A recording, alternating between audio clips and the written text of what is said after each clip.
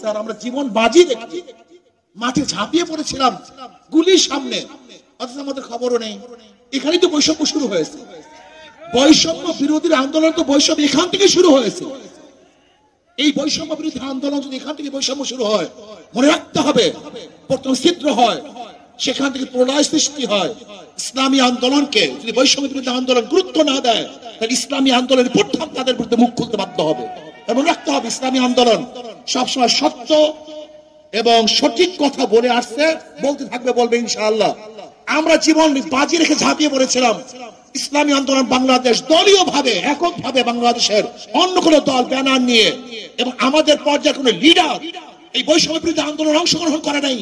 ইসলামী আন্দোলন বাংলাদেশ আমাদের পর্যায়ে লিডার জীবনের বাজি রেখে বৈষম্য বিরোধী আন্দোলন সাকসেস করেছি, অথচ দেখা যায় ইসলামী আন্দোলন বাংলাদেশের খবরই নেয় না, এরা আসি কি তা জানাও যায় না। বিপ্লবের একজন অন্যতম সিপাহসালার জনাব হযরত মাওলানা মুফতি সৈয়দ মোহাম্মদ ফয়জুল করিম শাইখে চরমনা। নাহমাদুহু ওয়া সাল্লি আলা রাসূলিল কারীম। সময় একেবারেই নেব না। ভারত বিরোধী কথা হয়েছে। 53 বছর যারা শাসক ছিল সবাই ভারতের গোলামি করেছে। আসলে যারাই শাসক ছিল এবং যারা ক্ষমতায় যাওয়ার চিন্তা করতেছে তারাও ভারতের দালালি শুরু করেছে অলরেডি। আর বাংলাদেশের 53 বছর যারা ক্ষমতায় ছিল তারা কেউ এই জনগণের আশা এবং আকাঙ্ক্ষার পুনরাবৃত্তি ঘটাতে পারেনি। আমি আজকে গোল টেবিল বৈঠক থেকে শুধু একটা প্রস্তাব দিতে চাই যে শিক্ষার মধ্যে এমন কোন জায়গা নাই যেখানে ধ্বংস করা হয়নি। এখন যদি বলেন যে আপনি ইসলামী শিক্ষা সেখানে দিবেন, মধুর সাথে যদি আপনি বিষ মিশ্রণ করেন, সেই মধুতে কোনো কাজ হবে না। শুধু ইসলামী শিক্ষা দিলেই হবে না, বরং এই শিক্ষা যা সাজানো হয়েছে এর কোন অংশ আপনি বাদ দিবেন। কয়লার কোন অংশ আপনি কালো, যদি প্রশ্ন করেন যে তেঁতুলের কোন অংশ চুকা, মিষ্টির কোন অংশ মিষ্টি, এই প্রশ্নের জবাব এবং সমাংশ এই বিগত দিনের যে শিক্ষা কারিকুলাম সাজানো হয়েছে এর প্রত্যেকটা বই বাদ দিতে হবে, নতুন ভাবে বই সাজাতে হবে, নয়তো আন্দোলন ব্যর্থ হবে। আর একটা কথা হলো, ইসলামী আন্দোলন বাংলাদেশ 5ই জুলাই বৈষম্য বিরোধী আন্দোলনের 5ই জুলাই থেকে শুরু করেছে।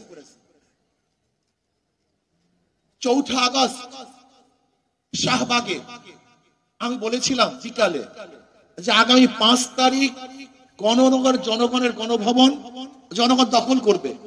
আল্লাহর কি কৃষ্ণা কাকতালীয় ভাবে সেই 5 তারিখই দখল হয়েছে, কিন্তু বৈষম্য বিরোধী ছাত্র আন্দোলন ইসলামী আন্দোলন খবরও নেয় না যে তারা কোথায় আছে, কি করবে, কি করতেছে। আজকে বাংলাদেশে এত পরিবর্তন হয়েছে, আমি প্রশ্ন করি ইসলামী আন্দোলনের সাথে কি পরামর্শ করা হয়েছে?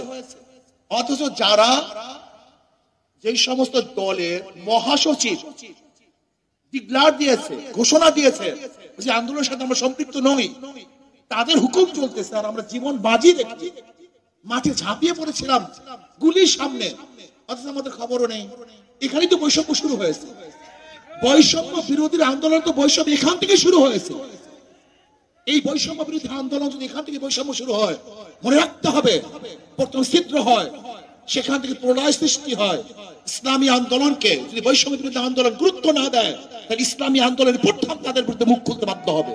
এবং রাখতে হবে ইসলামী আন্দোলন সবসময় সত্য এবং সঠিক কথা বলে আসছে, বলতে থাকবে, বলবে ইনশাআল্লাহ। আমরা জীবন বাজি রেখে ঝাঁপিয়ে পড়েছিলাম ইসলামী আন্দোলন বাংলাদেশ দলীয় ভাবে, এককভাবে বাংলাদেশের অন্য কোনো দল ব্যানার নিয়ে, এবং আমাদের পর্যায়ে কোনো লিডার এই বৈষম্য বিরোধী আন্দোলন অংশগ্রহণ করে নাই।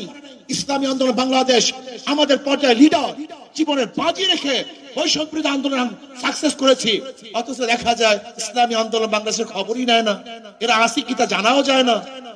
যারা নিজেদের নাম ব্যক্ত করতে লজ্জা পেয়েছে, ব্যক্ত করে নেই, তাদেরকে গুরুত্ব দেন আর বৈষম্য বিরোধী আন্দোলনের বৈষম্য বিরোধী কথা বলবেন, এটা হয় না।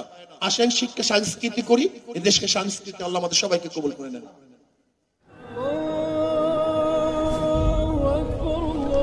নিউ উজানি টিভি সুস্থ সাংস্কৃতিক প্রত্যাশায় আপনাদের সেবায় নিয়োজিত।